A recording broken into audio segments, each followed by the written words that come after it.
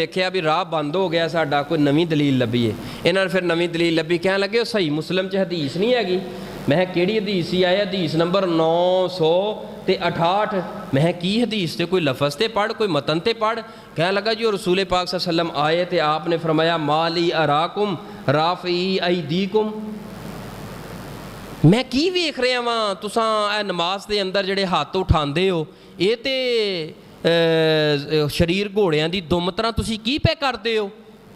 मैं क्या हज़रत इस हदीस का जिहड़ा बाब है, इमाम मुस्लिम ने जिहड़ा बाब बन्निया है उत्ते टाइटल की दिता है, वो तरीका दस रहे ने। हदीस बयान करके इमाम मुस्लिम ने लिखी है कि तशहुद के अंदर बैठन का तरीका की है, यानी कि मसला तशहुद का। ਉਹਦੇ अंदर सहाबाए कराम की करते सन, जो कहना ना अस्सलामु अलैकुम अस्सलामु अलैकुम रहमतुल्लाह जो फेरना, तो उन्हों का ज़हन ख्याल ये सी कि हाथ मिलाना है।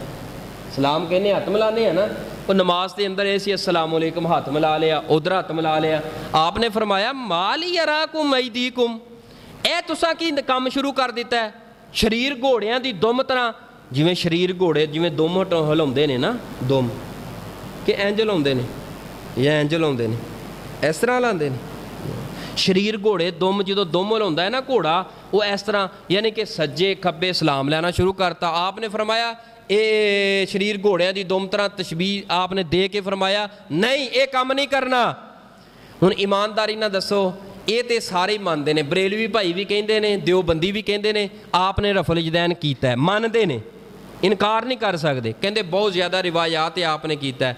मैं चल इंसाफ ना दस, रसूले पाक ने शुरू किया रफल जदैन, शुरू करन तो बाद आपने जो मना करन दी वारी आई, उदों शरीर घोड़ियां दी दुम दे नाल तशबीह देनी सी।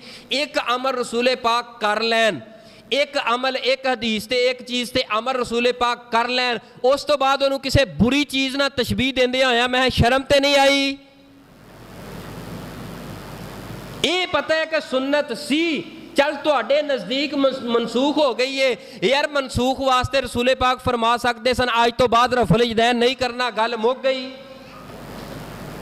ਇਹ ਕਿਹੜਾ मसला है जी, शरीर घोड़ियां दी दुम दे नाल सुन्नत दा मजाक करना है, सुन्नत दा इhtजा करना है, सिर्फ अपनी फिका नूं बचाने वास्ते, अपने मसलक नूं बचाने वास्ते। हजरात मसलक मसलक दीन नहीं, दीन रब दा कुरान है, दीन पैगंबर दा फरमान है।